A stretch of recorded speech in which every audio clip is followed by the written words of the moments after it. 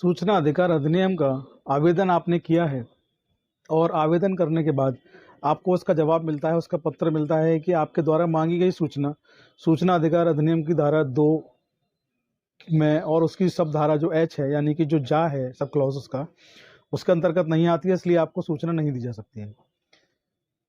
ये ऐसा कई बार होता है और तमाम बार होता है और कहीं ना कहीं लगता है जब ऐसा होता है कि अधिनियम का दुरुपयोग हो रहा है।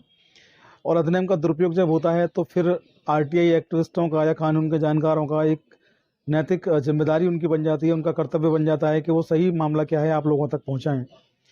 तो इसी कड़ी में मैं आज आपको बताऊंगा कि सेक्शन 2H के बाहर की जो सूचनाएं हैं, अगर ऐसा लेटर आपको मिलता है कि आपके द्वारा मांगी गई कोई भी सूचना सेक्शन 2H में नहीं आती है, उसके बाहर आती है, इसलिए आपका आवेदन निरस्त किया जा रहा है, वापस किया जा रहा है, तो ऐसे में आपको क्या करना है। आज का जो मामला है, जो आज का वीडियो है, बड़ा ही बेहतरीन, बहुत ही महत्वपूर्ण होने वाला है। आप लोग कागज़ और कलम जो है वो ले करके बैठेंगे, क्योंकि मैं सब कुछ बताऊंगा कि इसमें केस का नाम, शीर्षक और कहाँ से किस हाई कोर्ट ने आदेश जारी किया है, सब कुछ होगा। आप लोग नोट करें, क्योंकि आप लोग बाद में सवाल पूछते हैं कि सर बता दीजिए, सर केस नंबर, सर ये सर वो, तो आप लोग पूरा वीडियो नहीं देखते हैं, इसलिए आपसे रिक्वेस्ट है कि पूरा वीडियो ज़रूर देखा करें। और आज मैं आपको बताऊंगा कि सेक्शन 2H के बाहर अगर सूचना है और उनमें भी सूचना नहीं है 2H में, उसके बाहर आती है, तब भी आपको मिलेगी। हाई कोर्ट का बेहतरीन आदेश इस मामले पर है, मैं उसका आपसे डिस्कस करूंगा। तो वीडियो को शुरू करने से पहले मैं Prateek Chaudhary, advocate, Chaudhary legal associate पर आपका स्वागत, आपका वेलकम करता हूं।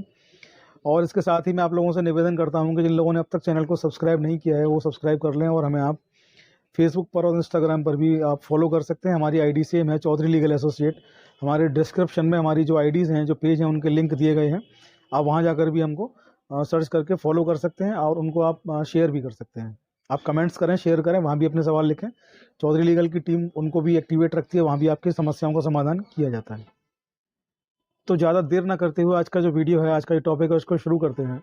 कई सारे भाई, कई सारे साथी बहुत लंबे समय से लिख रहे थे कि सर ये बताइए कि सूचना अधिकार में हमने आवेदन किया है, और सूचना अधिकारी जो हैं, पीआईओ जो होते हैं, लोक सूचना अधिकारी, पब्लिक इन्फॉर्मेशन ऑफिसर या अपीली अधिकारी, वो पत्र हमें लिख रहे हैं और हमें लिख करके बता रहे हैं कि आपके द्वारा जो सूचना चाहिए गई वो सेक्शन 2H में नहीं आती है, और 2H में ना आने के कारण आपको सूचना दिया जाना संभव नहीं है, इसलिए आपका पत्र खारिज किया जाता है, वापस किया जाता है। ये कॉमन है और बहुत लोगों को, बहुत बड़ी आबादी को ये लेटर इस तरीके के मिले हैं और उनको बहुत कुछ फेस करना पड़ा है।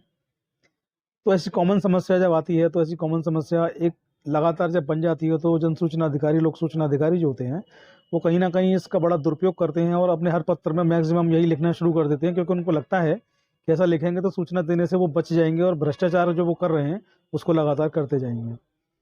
तो ऐसा ही एक मामला जो है वो कैनरा बैंक में हुआ।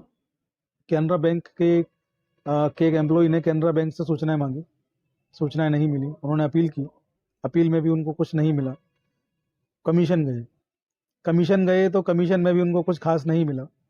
जब इतना कुछ हुआ तो संबंधित व्यक्ति जो था, थोड़ा कानूनी उसने राय मशवरा किया, जानकारी करी, उनको पता चला कि हाई कोर्ट में इसके विरुद्ध आप सूचना अधिकार के अंतिम आदेश जो कमीशन दे रही है उससे संतुष्ट नहीं है, तो हाई कोर्ट में आप इसके लिए रिट फाइल कर सकते हैं। तो उन्होंने अपने संबंधित जो हाई कोर्ट था, हाई कोर्ट में रिट फाइल की इस ऑर्डर के विरुद्ध जो कमीशन ने जारी किया, केंद्रीय सूचना आयोग ने जो आदेश जारी किया उसके विरुद्ध। हाई कोर्ट में पूरा मामला चला, हाई कोर्ट ने पूरे मामले का संज्ञान लिया, हाई कोर्ट ने दोनों पक्षों को सुना, पक्ष को सुना, विपक्ष को सुना। जब पूरा मामला उन्होंने सुना तो उन्होंने सोचा, उन्होंने सॉरी उस पे इस केस में उन्होंने आदेश जारी किया। आदेश बड़ा ही महत्वपूर्ण था। इस पूरे मामले में हाई कोर्ट ने आदेश जारी किया कि सूचना जो होती है वो ज़रूरी नहीं कि धारा 2H में ही वो आ रही हो, 2H में वो आती हो तभी वो सूचना आपको दी जाएगी। अगर सूचना जो है सूचना की परिधि में नहीं है, लेकिन वो वास्तव में एक सूचना है जिसका एक आम व्यक्ति तक पहुंचाया जाना ज़रूरी है, जो सूचना अधिकार का उद्देश्य है उसको वो पूरा करती है, फुलफिल करती है, तो ऐसी सूचना अगर सेक्शन 2H में नहीं भी आती सूचना अधिकार अधिनियम में, तब भी उसको दिया जाना चाहिए, अनिवार्य रूप से उसको दिया जाना चाहिए।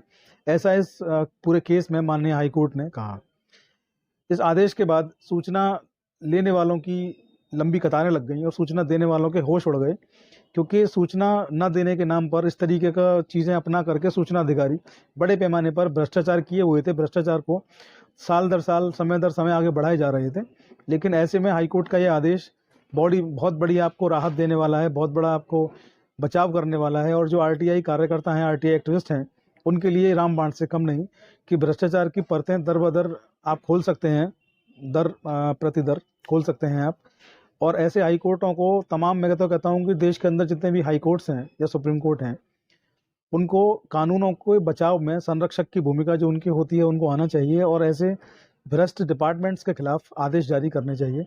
हालांकि तमाम हाई कोर्ट्स ने आदेश जारी किए हैं, मगर ये आदेश बहुत महत्वपूर्ण है, क्योंकि इसके बाद आपको कोई भी जन सूचना अधिकारी आपको ये नहीं कह पाएगा कि आपके द्वारा मांगी गई सूचना अधिनियम, सूचना अधिकार अधिनियम की धारा 2H में नहीं आती है, इसलिए नहीं दे सकते हैं। अब आप उनसे कहिए कि आप वो सूचना भी देंगे जो धारा 2H इंफॉर्मेशन एक्ट में नहीं आती है। तो आइए, इस केस का जो साइटेशन है मैं बता रहा हूँ, आप लोग नोट कर लीजिए। इस केस का जो साइटेशन है वो ये है, केनरा बैंक बनाम केंद्रीय सूचना आयोग, और 2008 का ये केस है, बहुत महत्वपूर्ण केस है। और ये केस जो है केरला हाई कोर्ट का है। तो आज वीडियो में इतना ही, और उम्मीद करता हूँ आज का वीडियो और आज का टॉपिक आपकी समझ में आया होगा। स्वास्थ्य आज थोड़ा ठीक नहीं है, इसलिए शायद कुछ गलतियाँ वीडियो में रही हों। मैं ऐसी प्रार्थना आप लोगों से करूँगा, आप उनको इग्नोर कर देंगे। बाकी बने रहिए चौधरी लीगल एसोसिएट पर। जय हिंद, जय भारत, नमस्कार।